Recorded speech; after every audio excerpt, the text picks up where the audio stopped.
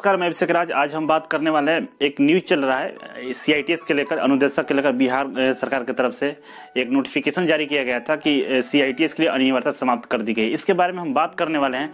बहुत सारे दोस्तों ने व्हाट्सएप पे, फेसबुक पे, यहाँ तक कि यूट्यूब पे कमेंट करके पूछे कि इसके बारे में वीडियो बनाइए कि आखिर क्या है इसमें, अगर सच में सीआईटीएस की अनिवार्यता समाप्त कर दी गई या नहीं।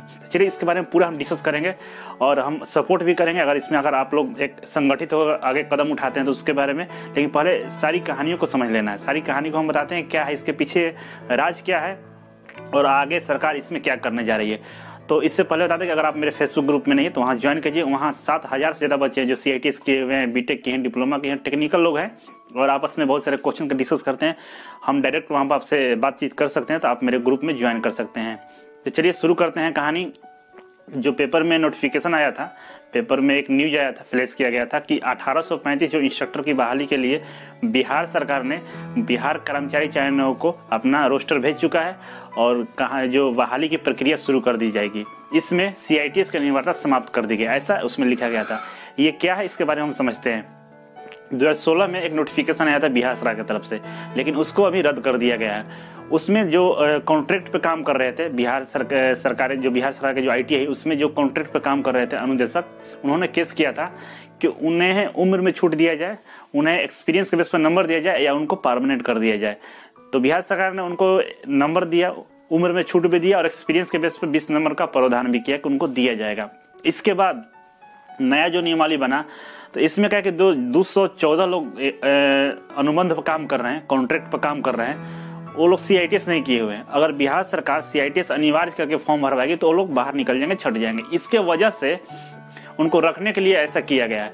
लेकिन इससे कोई हम लोगों को या सीआईटीएस करने वालों को नुकसान नहीं है। इसलिए नुकसान नहीं है कि हम बताते हैं कि इससे पहले जो नियमावली में जो नियम था कि 30% आईटीआई और डिप्लोमा के लिए अलग अलग वैकेंसी आएगी। जैसे टोटल वैकेंसी का 50% आईटीआई लोग के लिए रिजर्व रहेगा और 50% में डिप्लोमा और बीटेक वालों के लिए रिजर्व किया जाएगा। मतलब डिप्लोमा वाले और बीटेक वाले एक साथ रहेंगे। तो एग्जाम के लिए हम बात करें तो इसमें क्लियर लिखा हुआ था कि डिप्लोमा और बीटेक वाले के लिए 50% जो सीटें रिजर्व है उनके लिए अलग से एग्जाम लिए जाएंगे और आईटीआई लोग के लिए अलग से एग्जाम लिए जाएंगे। और इसमें मेरिट लिस्ट कैसे बनेगा इसके बारे में हम बता दें आपको। तो मेरिट लिस्ट के लिए था कि जो बिहार कर्मचारी चयन होगा वो एग्जाम लेगा, उसका जितना आप नंबर लाएंगे उसका 50% आपके मेरिट लिस्ट में ऐड किया जाएगा। मतलब 100 नंबर का एग्जाम होगा, मान लीजिए उसमें अगर आपका नंबर 80 नंबर लाते हैं, 80 नंबर आपने लाया तो 80 नंबर का 40 नंबर ही आपके मेरिट लिस्ट में ऐड किया जाएगा। इसके बाद 20 नंबर आपके एक्सपीरियंस के दिए जाएंगे। पर ईयर आपको 5 नंबर मिलेंगे, तो मैक्सिमम 20 नंबर तक मिलेंगे। मतलब 4 साल का एक्सपीरियंस है तो आपको फुल 20 नंबर मिलेगा।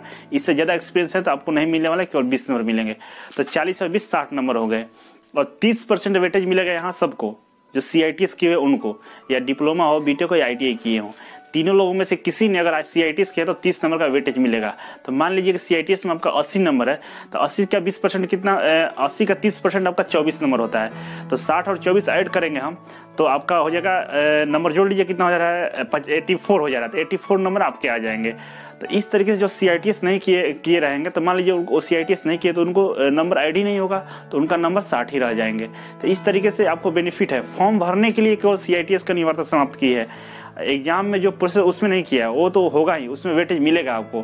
केवल एग्जाम फॉर्म सभी लोग अप्लाई कर सकते हैं, इस तरह से है।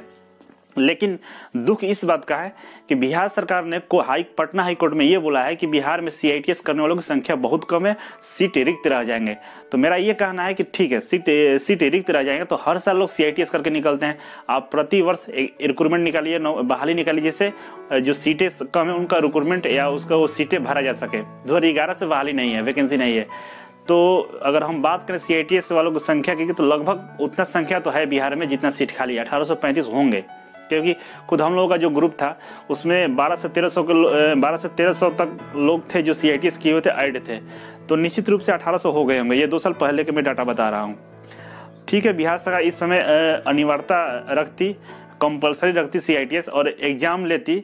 इसके बाद जो सीटें बचता वो अगले साल या 1-2 साल बाद पूरा कर सकती थी या कॉन्ट्रैक्ट पर रख सकती थी। तो इस तरीके से किया जा सकता था। अगर जो सीआईटीएस नहीं किए उनका रिक्रूटमेंट होगा तो क्या पढ़ाएंगे बच्चों को, क्या जानते हैं आईटीआई के बारे में। तो काफी गलत फैसला है बिहार सरकार का। मैं इसका समर्थन नहीं करता हूँ। अगर हम लोग इसके विरुद्ध जाना चाहते तो हम लोग संगठित होना पड़ेगा। काफ़ी प्रयास किया था मैंने भी, और बहुत सारे हमारे जो दोस्त लोग थे वो लोग भी प्रयास किए थे, केस किए थे हाई कोर्ट में, डिसीजन पेंडिंग में चला गया था।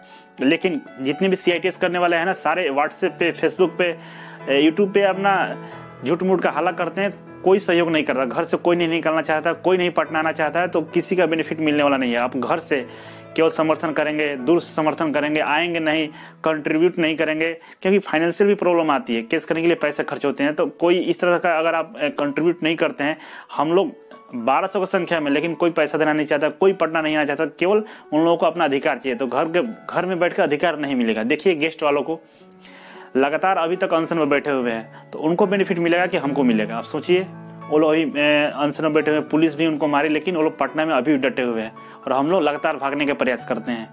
तो इससे कोई बेनिफिट नहीं मिलने वाला है। तो हम लोग को संगठित होकर बिहार सरकार के सामने अपना पक्ष रखना होगा शांति तरीके से, कि हम लोग हैं संख्या में और हम लोग को रिक्रूट किया जाए, हम लोग तैयार हैं।